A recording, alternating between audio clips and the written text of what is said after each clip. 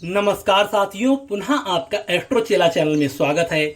और आज मैं एक नए विषय को लेकर आया हूं जो है पूर्व पुण्य की रेखा। जैसे कि नाम से ही पता चल रहा है कि पिछले जन्म और या पिछले पुराने कार्यों की वजह से जो रेखा बन जाती है उसको हम पूर्व पुण्य की रेखा कहते हैं।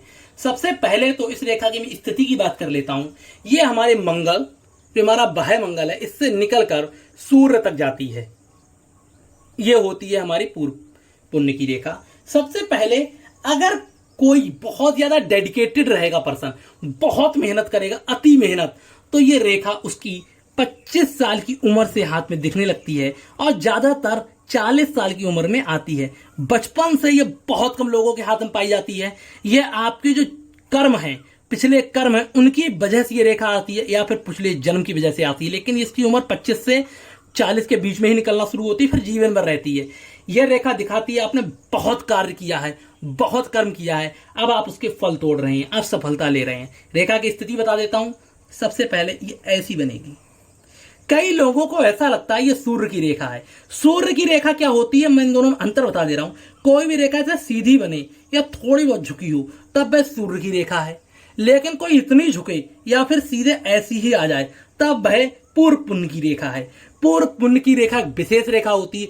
सूर्य की रेखा भी बहुत विशेष है, लेकिन ये अति विशेष है। सबसे पहले बता देता हूं मंगल हमारा क्या है।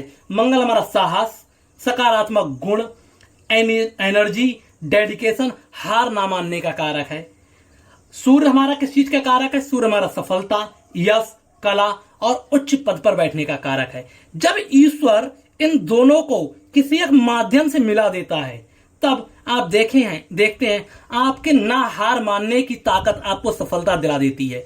आपकी बड़ी जॉब, मान प्रतिष्ठा हो जाता है। इसीलिए 25 से 40 के बीच में रेखा आती है। रेखा के कई प्रकार हैं। रेखा ऐसी हो सकती है, टेढ़ी मेढ़ी हो सकती है, डॉटेड हो सकती है, जल्लीदार हो सकती है, जालीदार हो सकती है, श्रृंखला में हो सकती है, कैसी भी हो सकती है। अलग अलग प्रभाव बनेंगे। अगर बिल्कुल स्पष्ट रेखा गई है इस तरीके से तब तो समझ लीजिए इसके बहुत गुण हैं। अगर पूर्व पुण्य की रेखा एकदम स्पष्ट है तब तो ये आपको बहुत फल देगी, आपके डेडिकेशन दिखाएगी।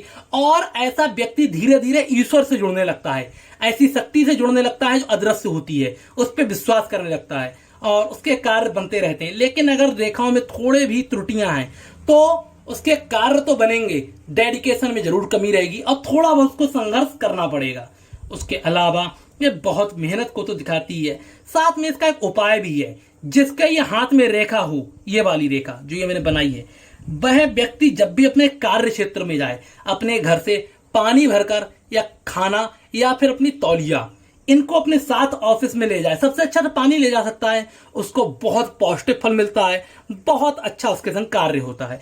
अब यह किन किन हाथों में होगी? अगर कोई व्यक्ति बहुत मेहनत करे, जी तोड़ अति मेहनत करता रहे, यह उसके हाथ में 40 के हाथ में उम्र में आ जाएगी। और अगर कोई व्यक्ति बहुत पौष्टिक भी है, ईश्वर में अटूट विश्वास रखता है, बहुत ही सकारात्मक है, मेहनत भी बहुत करता है और उस पे ऊपर ईश्वरीय शक्ति भी है, तब ये उसके हाथ में 25 में दिखाई देने लगेगी।